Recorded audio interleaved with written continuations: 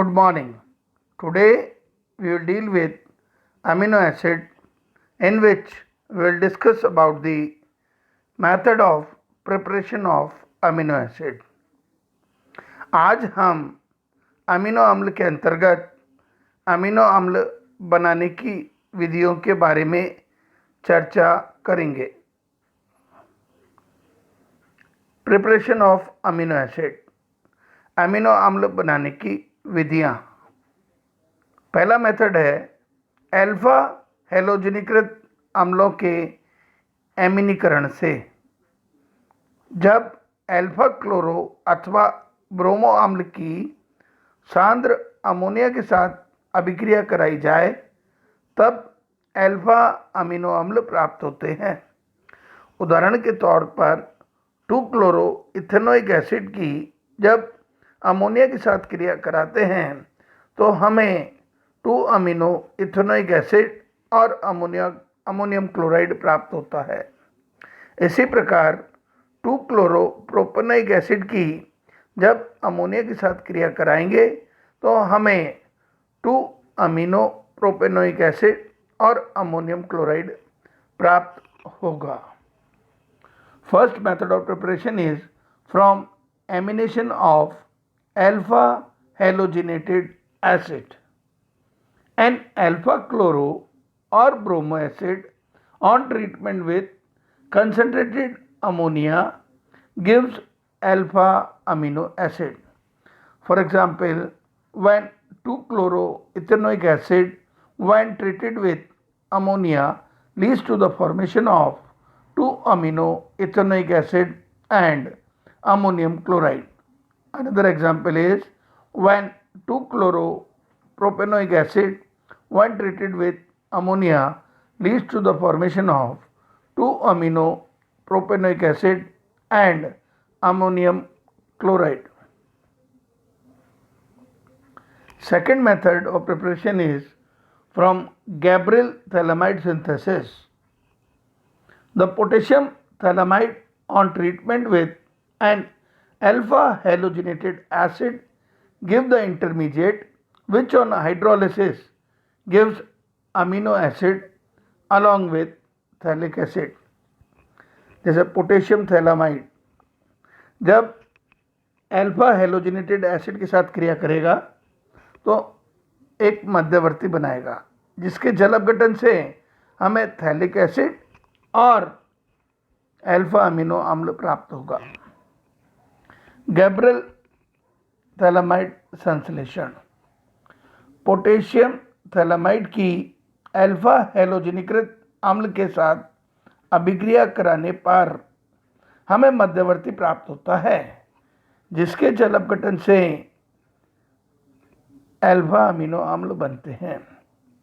इस विधि में लब्धि अधिक मात्रा में प्राप्त होती है। देखिए यहाँ पर पोटेशियोथैलामाइड है, एन पोटेशियोथैलामाइड जब अल्फा हैलोजनीकृत अम्ल के साथ क्रिया करेगा तो हमें मध्यवर्ती प्राप्त होगा। इस मध्यवर्ती का अगर हम जल अपघटन कराते हैं तो हमें थैलिक अम्ल और अल्फा अमीनो एसिड प्राप्त होता है। यहाँ पर जो यह अल्फा अमीनो अम्ल प्राप्त हुआ है इसकी लब्धि बहुत अधिक होती है। Third method is Stricker synthesis. This method involves the reaction between an aldehyde, ammonium chloride and potassium cyanide. The product obtained upon hydrolysis yields the corresponding amino acid. This reaction is initiated by the nucleophilic addition of ammonia to the aldehyde. देखिए when ammonium chloride react with KCN it forms ammonia, HCN and potassium chloride, and the ammonia formed react with aldehyde via nucleophilic addition reaction to form intermediate which on hydrolysis forms alpha amino acids. Straker संश्लेषण। इस विधि में aldehyde या ketone की अभिक्रिया ammonium chloride तथा sodium या potassium cyanide के मिश्रण के साथ की जाती है। अभिक्रिया से बने उत्पाद जल अपघटन पर अमीनो अम्ल देते हैं। इस अभिक्रिया का प्रारंभ एल्डिहाइड पर नाभिक स्नेही योग से होता है। देखिए, जब अमोनियम क्लोराइड की KCN से क्रिया कराएंगे तो हमें अमोनिया, HCN और KCl प्राप्त होगा। और ये जो अमोनिया प्राप्त हुआ है ये एल्डिहाइड के साथ क्रिया करेगा तो हमें एल्डामीन देगा और एल्डामीन का फिर KCN के साथ में रिएक्ट करके हमें इंटरमीडिएट प्राप्त होता है, जिसके हाइड्रोलिसिस से हमें अल्फा अमीनो अम्ल प्राप्त होते हैं।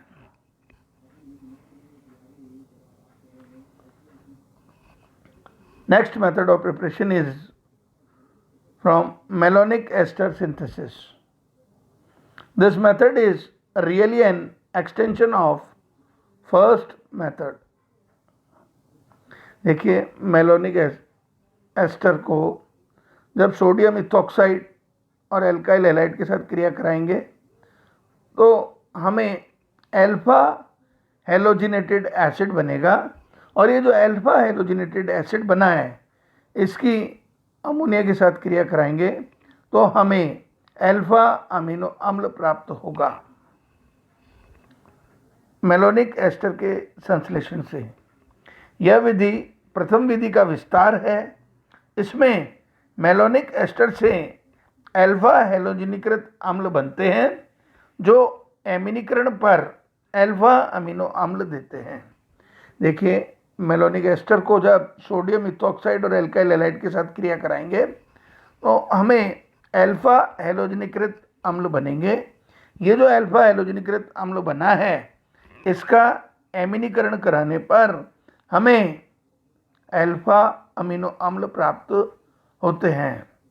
So this is all about the method of preparation of amino acids. Thank you.